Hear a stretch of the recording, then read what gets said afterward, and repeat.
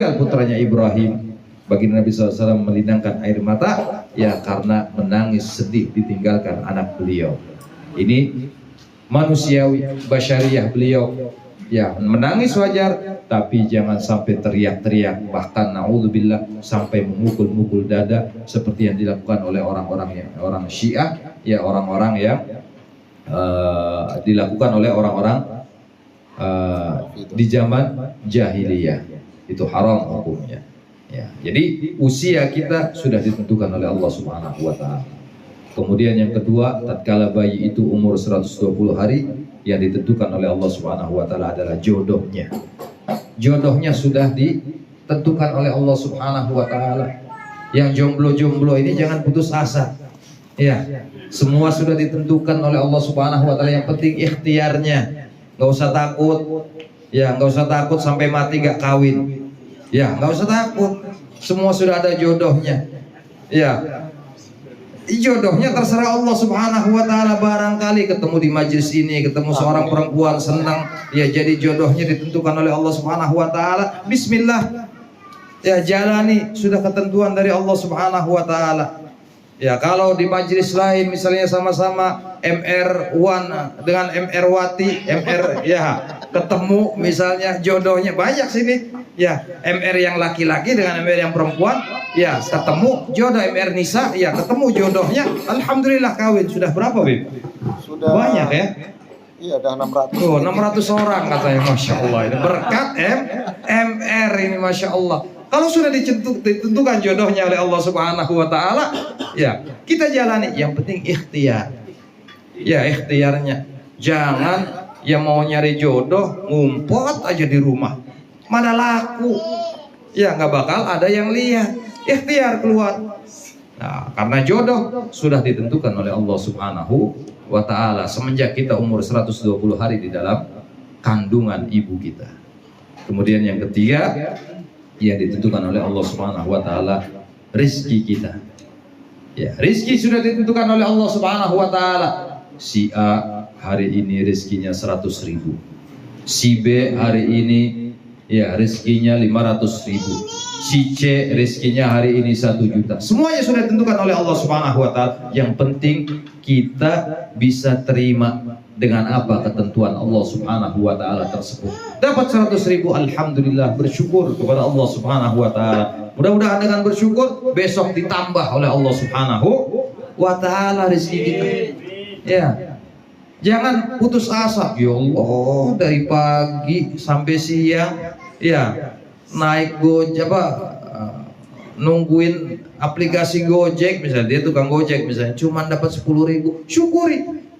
Ya, jangan kita pesimis dengan rezeki yang Allah tentukan. Mungkin Allah hari ini memberikan sedikit, tapi esok hari Allah akan lipat gandakan apa yang sudah ditentukan oleh Allah Subhanahu wa taala. Makanya hadirin wal hadirat yang dimuliakan oleh Allah Subhanahu wa taala, jangan bosan-bosan minta sama Allah. Walaupun rezeki itu sudah ditentukan oleh Allah Subhanahu wa taala, kita tetap minta kepada Allah Subhanahu wa taala. Karena dalam satu hadis baginda Nabi sallallahu alaihi wasallam bersabda, la yaruddul qada illa du'a. Tidak ada yang bisa merubah qada ketentuan Allah Subhanahu wa taala itu kecuali doa daripada seorang hamba. Maka dari itu, ya kita selalu mohon kepada Allah Subhanahu wa taala biar diberikan rezeki yang banyak oleh Allah Subhanahu wa taala. Kalau doa kepada Allah nggak usah tanggung-tanggung, Allah Maha Kaya.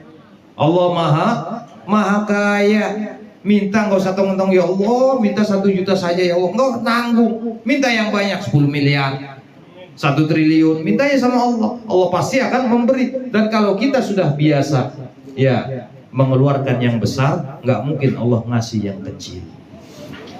Ya, Allah itu nggak mungkin ngasih yang kecil. Itu kata guru saya Habib Ahmad bin Husain As-Segaf. Kita biasakan ya dalam kehidupan kita, misalnya ya kita per hari misalnya mengeluarkan biaya untuk kehidupan keluarga kita 10 juta. Ya, kita minta lebih daripada 10 juta kepada Allah Subhanahu wa taala. Dan tatkala ya kita tiap hari menghabiskan 10 juta, nggak mungkin Allah memberikan sedikit kepada kita. Mesti 1 juta atau lebih daripada 10 juta atau lebih daripada 10 juta tersebut. Karena Allah Maha lebih mengetahui kebutuhan kita. Hadirin wal hadirat yang dimuliakan oleh Allah Subhanahu wa taala. Maka dari itu, ya Rizki sudah ditentukan oleh Allah Subhanahu wa taala, yang wajib bagi kita ikhtiar. Dan dengan ikhtiar kita mencari rezeki tersebut, itu ada nilai plus dari Allah Subhanahu wa taala. Apa nilai plusnya? Rezeki dapat, pahala juga dapat. Ya walaupun rezeki itu sudah ditentukan, walaupun kita duduk di rumah saja rezeki itu akan datang. Ya tapi kita nggak dapat pahala ikhtiar, fadilah daripada pahala ikhtiar kita tidak mendapatkannya. Maka dari itu kita keluar usaha ikhtiar agar mendapatkan rezeki dari Allah Subhanahu wa taala. Walaupun rezeki itu sudah ditentukan, kita jemput rezeki tersebut dimanapun rezeki itu berada. Ya, ini hal yang ketiga yang ditentukan oleh Allah Subhanahu wa taala. Tatkala seorang bayi berada 120 hari di rahim ibunya, rezekinya sudah ditentukan oleh Allah Subhanahu wa taala. Kemudian yang keempat ditentukan oleh Allah Subhanahu wa taala, asyaqiyun au sa'idun. Anak ini akan menjadi anak yang celaka atau anak yang bahagia nanti di akhirat. Sudah ditentukan oleh Allah Subhanahu wa taala tempatnya.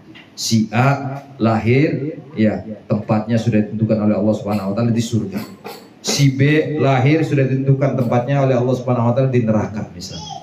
Akhirnya ya baginda Nabi SAW mengatakan hal itu semuanya kepada para sahabat. Sahabat nanya kepada baginda Nabi, kalau begitu percuma ya Rasulullah kita beramal.